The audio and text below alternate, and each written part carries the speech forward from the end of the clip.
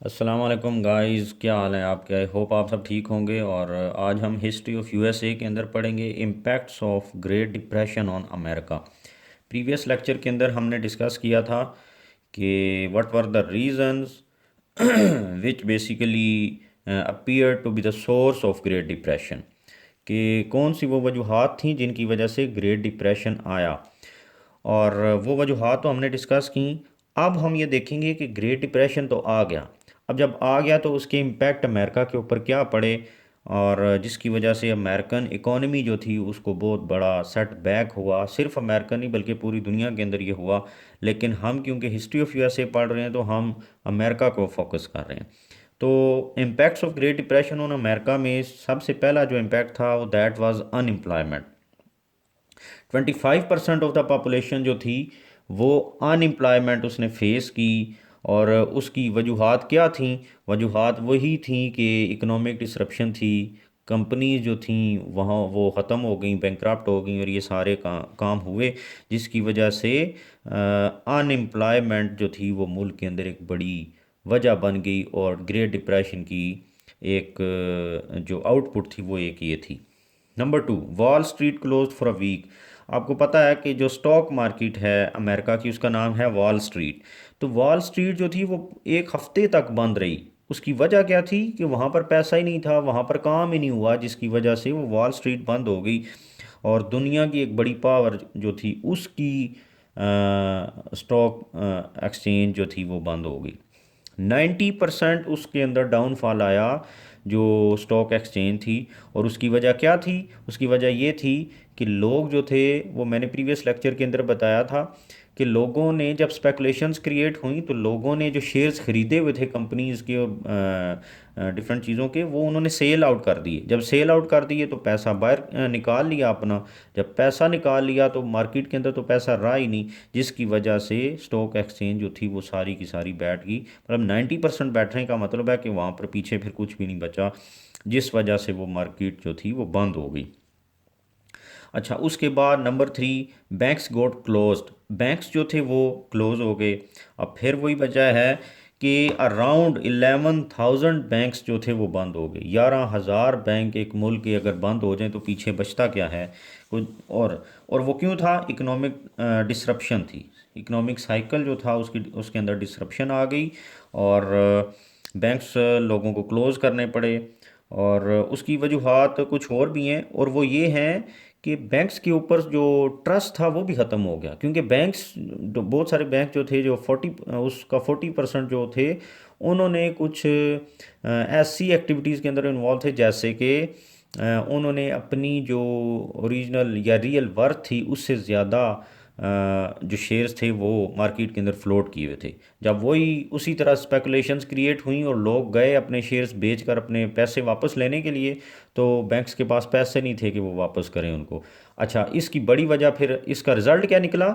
इसका रिज़ल्ट ये निकला कि लोगों का ट्रस्ट ही नहीं रहा बैंक्स के ऊपर, जिसकी वजह से लोगों ने बैंकों के अंदर पैसा जमा कराना ही छोड़ दिया उस टाइम के अंदर। तो ये एक बड़ी वजह थी और जो इसने बैंक्स को क्लोज़ करा दिया। फिर number four, American companies got bank. American companies bank हो गई। अब आपको ये पता होगा कि कंपनीज एक्चुअली करती क्या हैं कि वो मार्केट से पैसा उठाती हैं। और मार्केट से पैसा कैसे उठाती हैं? वो एक ही फार्मूला जो सारे मेजोरिटी में होता है, और वो ये होता है कि वो अपने शेयर्स बेचती हैं। अब जब शेयर्स बेचती हैं तो फिर लोग क्या करते हैं, वो शेयर्स ख़रीद कर कंपनीज़ को पैसा दे देते हैं। और उससे क्या होता है, कंपनी को पैसा मिल जाता है और कंपनी वो पैसा इन्वेस्ट करके फिर पैसा मज़ीद कमाती है। अब हुआ क्या कि अराउंड 0.3 मिलियन कंपनीज उस ग्रेट डिप्रेशन की वजह से क्लोज़ हो गई। अब मैंने आपको बताया था कि हालत ये हो गई थी कि एक ब्लैक ट्यूसडे आया जिसमें बहुत ज़्यादा लोगों ने उस दिन को जो थे उनके बेच दिए शेयर्स। जब शेयर्स लोगों ने बेच दिए तो उससे ये हुआ, मतलब इतनी ये हालत हो गई थी कि जिस कंपनी की ओरिजिनल वैल्यू $1 थी, $1 बिलियन डॉलर्स थी, सॉरी $1 बिलियन जिसकी एक कंपनी की वैल्यू थी, तो उसने शेयर्स फ्लोट किए थे $600 बिलियन के। तो $600 बिलियन के जब उसने शेयर्स फ्लोट किए हुए हैं और लोगों से $600 अरब लिए हुए हैं, जबकि उसकी ओरिजिनल वैल्यू $1 अरब है, तो वो वापस कहाँ से करता पैसा? जब लोग अपने शेयर बेचने के लिए चले गए तो वो पैसा तो उसके पास था नहीं कि वो देते, क्योंकि इन्वेस्टमेंट हुई भी होती है, कंपनी के पास कैश अमाउंट नहीं होती।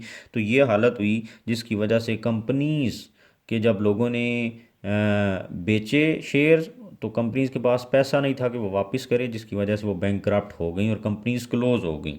तो 0.3 मिलियन कंपनीज बंद हो गई।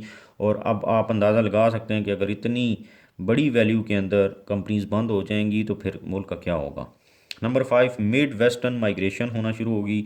अब ये किसका इम्पैक्ट था? सारा डस्ट बाउल का, क्योंकि वहाँ पर फूड सिक्योरिटी का भी मसला आ गया और लोग जो थे डिफरेंट जगहों से माइग्रेट कर रहे थे, और माइग्रेशन इसी वजह से हो रही थी कि जहाँ पर उनको फूड सिक्योरिटी हो, मतलब जहाँ पर उनको खाने पीने के लिए कुछ मिले। तो कैलिफोर्निया की तरफ और इन इलाकों की तरफ लोग जो थे वो माइग्रेट हो रहे थे ताकि उनको फूड सिक्योरिटी का ना मसला ना रहे। तो ये कुछ इम्पैक्ट्स थे जो कि ग्रेट डिप्रेशन की अमेरिका के ऊपर आए। देर में B other impacts on America of Great depression, लेकिन मैंने जो ये बताए ये सारे इकोनॉमिक इम्पैक्ट्स थे। तो इसके साथ साथ बाकी चीज़ें भी हैं, जैसे कि माइग्रेशन वगैरह होना शुरू हो गई और इसी तरीके से एग्रीकल्चर उनका बैठ गया। ये सारी चीज़ें आप इसके अंदर डाल सकते हैं। तो आई होप आपको समझ आ गई होगी और जो हिंट मैं देना चाह रहा था वो भी मिल गया। तो ये था आज का लेक्चर।